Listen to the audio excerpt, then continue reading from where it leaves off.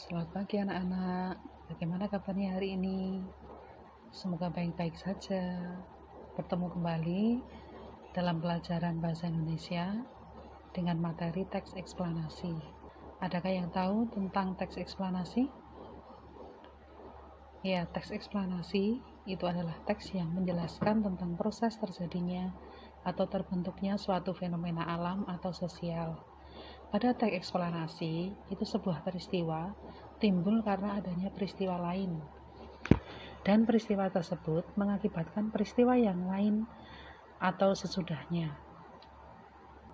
Ciri-ciri teks eksplanasi ada 5, yaitu yang pertama, informasi yang dimuat berdasarkan fakta atau bersifat faktual.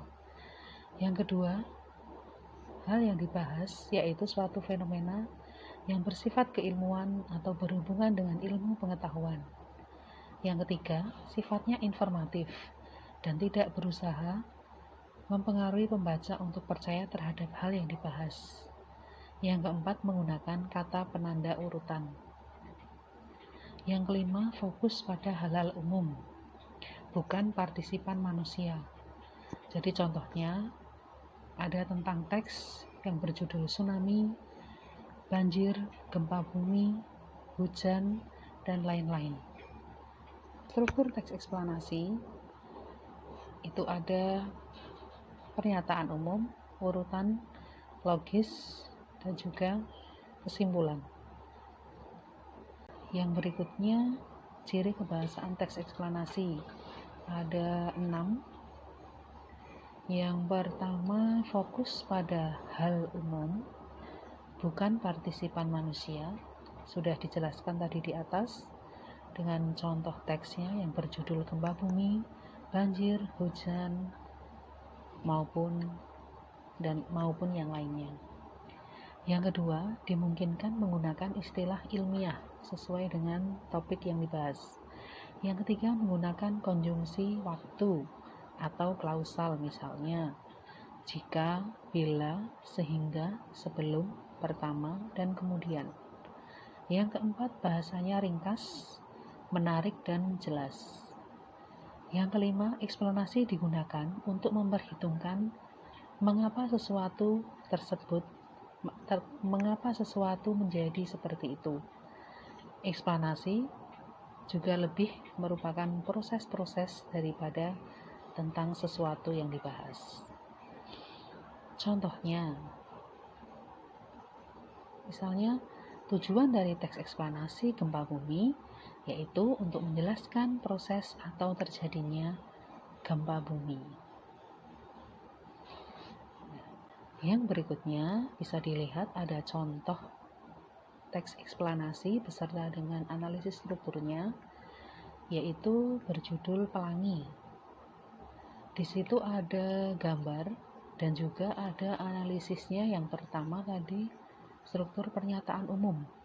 Pernyataan umum berarti di situ menjelaskan bagaimana pelangi itu. Misalnya, pelangi adalah salah satu fenomena alam yang terjadi setelah turun hujan. Pelangi merupakan warna-warna indah berupa cahaya yang beraneka macam yang tampak saling sejajar di langit. Pelangi bentuknya melengkung dari ujung satu ke ujung lainnya. Pelangi juga memiliki jenis tertentu, yaitu jenis pelangi primer dan pelangi sekunder.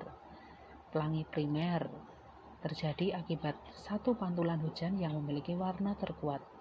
Sedangkan pelangi sekunder adalah pelangi yang terjadi karena pemantulan cahaya sebanyak 2 kali atau lebih.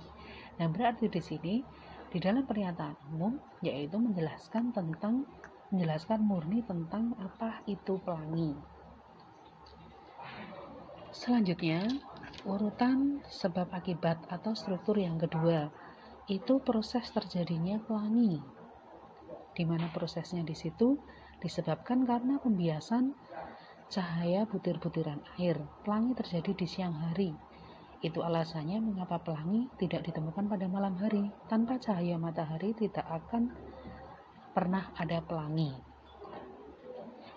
Redanya hujan juga menjadi penyebab utama terjadinya pelangi karena sebagai penghasil ilusi optik. Tuh. Cahaya pada setiap warna pelangi itu dibelokkan, yang berbeda yang akan memberikan warna yang indah pada pelangi.